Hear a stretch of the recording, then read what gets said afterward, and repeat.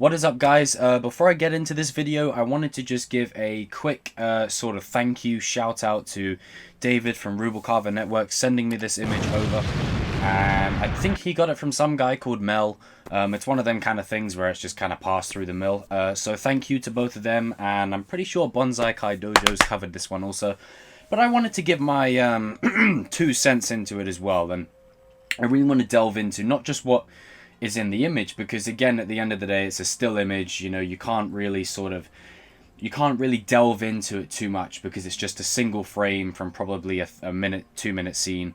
So I'm going to talk a little bit about the implications of not just the scene, but where I think it could take place, what I think it means, and where it situates within the story. Now, a few weeks ago, I did a video on Robbie, which ended up getting quite a few thousand views, so thank you guys, I really appreciate that, about why Robbie will have the best arc this season. Now, from all the footage that we've got thus far, seeing Robbie do like this stunt kick, like he runs towards the wall, runs up it, and then is clearly going to do some like backwards maneuver to try and, you know, physically dismantle the guys inside the correctional facility. But in this image, we've got Daniel and Johnny together. And what I think that could represent is one of two things. One, they're either going there to get him out, or two, they're there to check up on him and to try and get him back on his feet. Because I've said it before, that aside from a few little things here or there, this show is very grounded in reality. And for what Robbie did to Miguel, he is going to be in a lot of trouble for that. And as I've said before, Robbie needs them two now more than ever.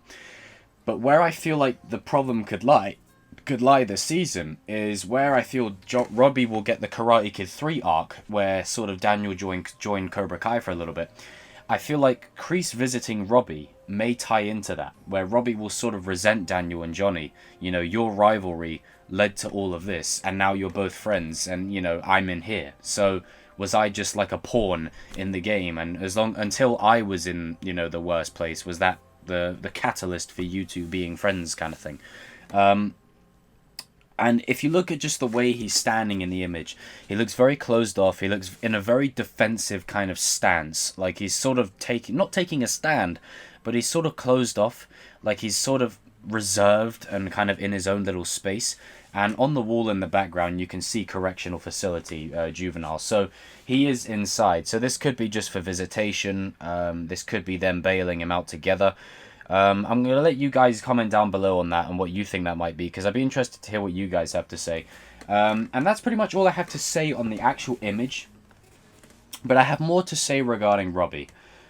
Robbie, for me, is one of the best characters in the show. Now, I know what he did to Miguel, it doesn't score any points, I know.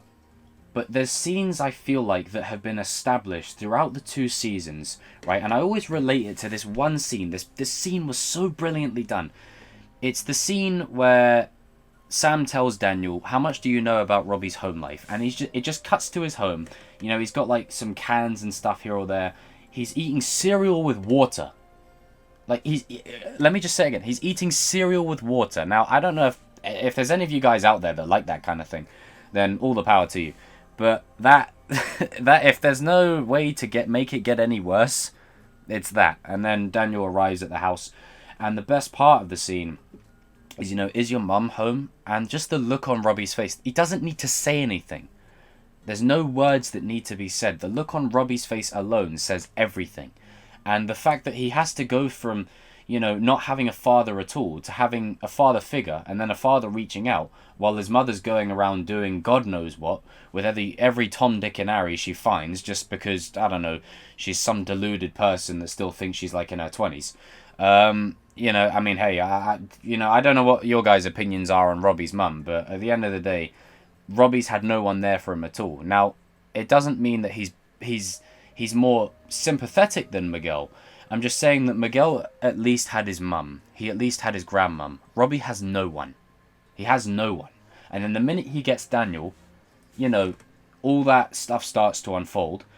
And then Daniel pretty much says, look, you want to end up like him? That's up to you. And then, you know, he takes that quite personally because he saw a father figure in Daniel that he never had. And then he starts to finally bond with Johnny. And then as soon as he kicks Miguel over the staircase, he's not just horrified at what he's done, he's horrified for the fact that he's just sent the preferred son over the staircase, you know, the kid that his own father preferred to him, at least in Robbie's eyes. In Robbie's eyes, Johnny prefers Miguel, okay? At least the way he would see it. And it's to him, it's pretty much like he's just kicked his future over the balcony. And I'm really excited to see what it has in store for Robbie. I feel like there's a great redemption arc in place for him. And I feel like Daniel is going to play an integral part in that and say, look, you know, you turned your life around. Look at all the things you learned through Miyagi-Do karate. You know, helping Sam in her time of need, saving Dimitri's ass. You know, looking out for other people. At the beach club place, when those two goons of his were starting to steal from people, he was trying to go and get the items to return them back. If that isn't character development, I don't know what is. If you dial it back to his introduction, right, where he tells Johnny to basically sod off, and then he's in the tech shop place, and it's something that I never understood is how in the hell, like, you know, when the guy says, thanks, Eduardo, and then it cuts to that music, and you're like, okay, Robbie's doing some shady stuff, and then he throws the shirt back to Eduardo, and he's like, we'll get you your cut. It's like, how in the hell did he pull that off? Like, how? He'd still get in trouble. Or even if not him, Eduardo would. But I just feel like Robbie has come so far, right? And in the school fight, the part that fascinates me, and the part that no one seems to really notice, is despite how heartbroken Robbie looked, he held Tori against the lockers and Sam over there, and he says, I'm sure we can figure this out. So he was still trying to rationally negotiate and trying to broker peace. And then obviously, you know, the Cobra Kai dude, whoever it was, that Cobra Kai guy that was on some serious crud in that school fight, decides to, you know, go and try and attack Robbie. And then Miguel comes in at that precise moment and sees it as Robbie, you know, holding Tori against the lockers in a very aggressive way and just booting one of his fellow students. He sees it as, right, Robbie's leading an attack, so he goes and attacks Robbie. And that's one of the things that I love about this show, is its change in perception. And what you may see as a moment is not meant to be anything other than what it is. So that moment where Johnny gives Miguel his gi, it wasn't meant to spite Robbie. Robbie just happened to walk in on that particular moment. Then you fast forward to Robbie sat at the dinner table with Sam and having a laugh and all that, and then Miguel comes to the part, you know, just the house to introduce himself to the family. He sees that, and his perception of it is that she's been hiding Miguel because she secretly has Robbie or whatever. You see, it's that thing of perception.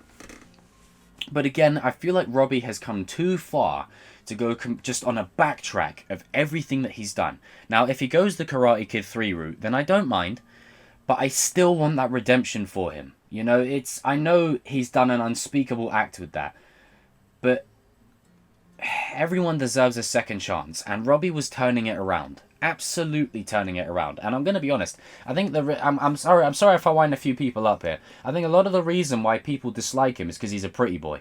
Because let's just be honest, the guy's photogenic. He looks absolutely handsome. Let's just be real. I mean, not that anyone else isn't, but I mean, he's just your stereotypical kind of bad boy, you know, handsome dude straight out of the 90s. You know, he's even got the 90s hair. You know, I genuinely think that's a big reason why a lot of people dislike him. And a big reason why the ladies probably love him. But to me, his character is more than just that.